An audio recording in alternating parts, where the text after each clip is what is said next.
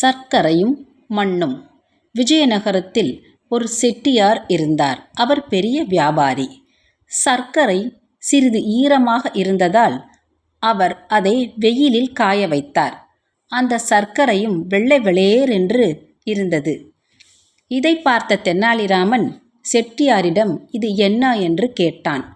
அதற்கு அவர் இவன் ஏன் இதை பற்றி கேட்கிறான் என்று எண்ணியபடி இது வெள்ளை மணல் என்றார். அவர் மனதுக்குள் தெனாலிராமனை ஏமாற்றிவிட்டதாக கருதினார். இது சர்க்கரை என்பதை நன்கு அறிந்து கொண்ட தெனாலிராமன் உடனே வீட்டிற்கு சென்று தன் மகனை கையோடு அழைத்து வந்தான்.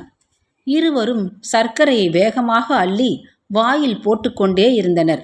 இதை பார்த்த செட்டியார் கோபமுற்றார். என்னப்பா நீங்கள் இருவரும் இப்படி செய்கிறீர்களே என்று கேட்டார். அதற்கு அப்பனும் மகனும் சர்க்கரையை வேகமாக வாயில் அள்ளி போட்டுக்கொண்டே எங்கள் வீட்டு எருமை மாடு இறந்து விட்டது, அதனால் தான் வாயில் மண்ணை அள்ளி போட்டுக்கொண்டிருக்கிறோம் என்றான். இதை கேட்ட செட்டியாருக்கு கோபத்திலும் சிரிப்பு வந்துவிட்டது. பின் செட்டியார் சர்க்கரையை ஆள் விட்டு விரைவாக கோணியில் அள்ளி கொண்டு விட்டார்.